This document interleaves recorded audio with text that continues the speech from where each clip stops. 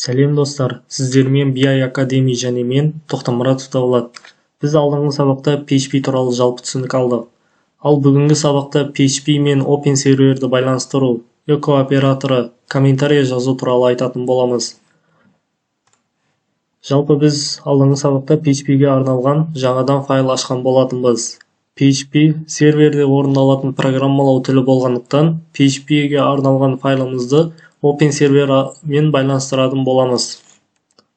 Ол үшін біз PHP-ге арналған файлымыз тұр. Бұны бір папкаға сақтаймыз. PHP папканың ішіне кіртеміз. Енді бұл папканы копиировать етеміз және Open серверді жүктеген, яғни установка жасаған жерде доменнің ішіне салатын боламыз. Енді Open серверді запустить етеміз, яғни қосамыз. Open сервер қосылды. Перезапустить, остановить дегендерде бар. Бұлар арқылы тоқтатсақ та болады, қайтадан перезапуск жасасақ та болады. Енді біз My проектінің ішіне кіріп, жаңадан ашқан PHP папкамызды ашатын боламыз. PHP-ге арналған веб парақшамыз ашылды. Енді Open сервер папкасы проектіне кіріп, PHP файлымызды ашатын боламыз. Файлымыз ашылды. Енді тексеріп көрсек болады. Мысалы, HTML бағдарламалау тіліндегі тегтердің барлығында PHP тілінде қолдана берсек болады. Мысалы, H1 Hello World сақтаймыз, тексеріп көреміз. Шықты, нәтиже шықты. Қайтадан кіреміз. Енді кодтарды жаза берсек болады. Мысалы, HTML-ді тез жазатын кодтардың бірі леп белгісі и тап кнопкасы арқылы кодты тез жазуға болады. Енді PHP тегін ашатын боламыз. PHP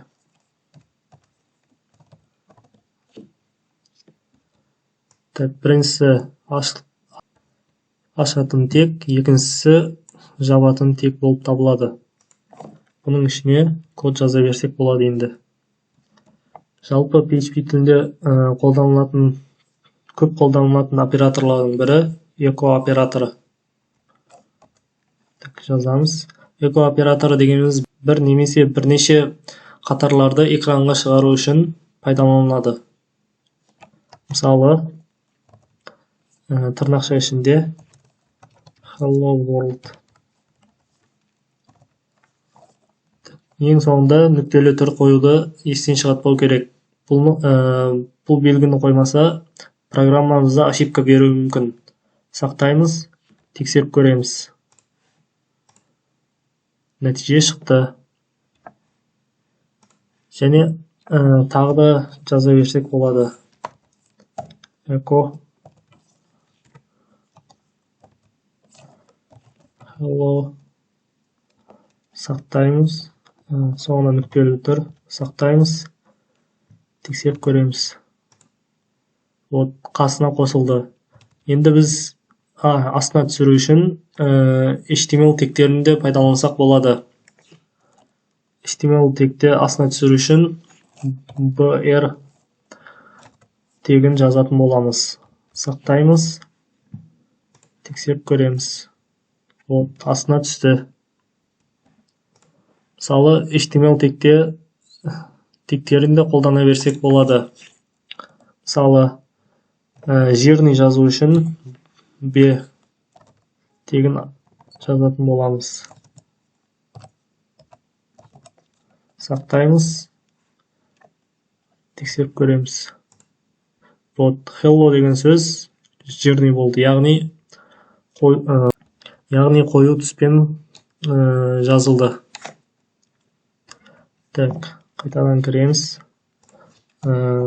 тағы эко и тырнақшаның ішінде тырнақша да болуы мүмкін. Бұл кезде біз уже қате болып табылады.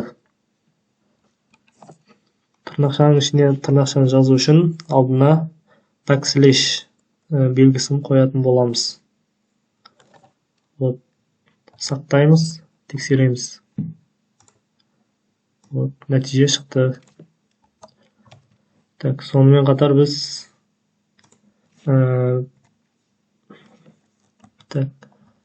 біреулік тырнақшада қолдануымызға болады. Біреулік тырнақша қолданғанда біз бэкслэшті өшіріп тастап, яғни тырнақшаны жазуға болады. Сақтаймыз, тексереміз. Нәтиже өзгерген жоқ. Значит, қайтадан программамызға кіреміз. И PHP тілінде комментарий жазуға да болады. Комментарияны жазу үшін екі қисық сызық арқылы жазуға болады. Мысалы, коммент. Так, сонымен қатар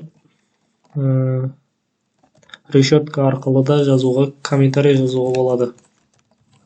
Коммент. Жалпы комментария басқа программалаушыларға түсінікті болу үшін қасына жазып қойға болады. Мысалы, эко операторы бір немесе бір немесе бірнеше қатарларды, яғни строканы экранға шығару үшін